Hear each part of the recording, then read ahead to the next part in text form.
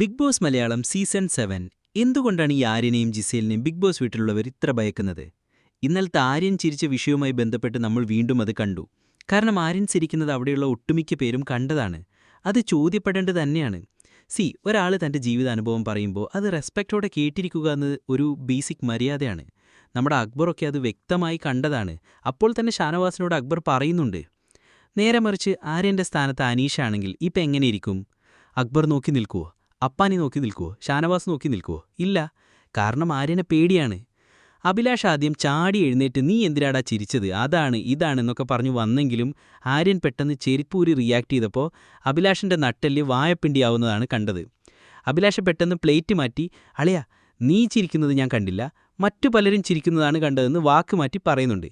എന്തോന്നടേ ഇത് പിന്നെ ഏതായാലും മാസായി വന്നതല്ലേ എന്ന് കരുതി റെനയുടെ മെക്കിട്ട് കയറേണ്ട ഒരാവശ്യവും അവിടെയുള്ളതായി തോന്നുന്നില്ല. അതേപോലെ തന്നെ നമ്മുടെ ഉന്നിയിലും. ശരിയാണ്, റെന ഒരു ഇറിറ്റേറ്റിംഗ് പേഴ്സൺ തന്നെയാണ് എന്ന് കരുതി ഉന്നിയിലൊക്കെ റെനയോട് പേഴ്സണൽ ഗ്രഡ്ജ് വെച്ച് സംസാരിക്കുന്നത് പോലെ തോന്നി. എന്തോന്നടേ, പ്രായത്തിൻ്റെ പക്വതയെങ്കിലും കാണിക്കേ. എന്തൊക്കെയാണ് ഈ വേച്ച് പറയുന്നത്? ആരിൻ്റെ മുഖത്ത് നോക്കി കാര്യങ്ങൾ പറയാൻ അവിടെ ആർക്കും നട്ടല്ലില്ല എന്ന് വീണ്ടും തെളിയിച്ചു.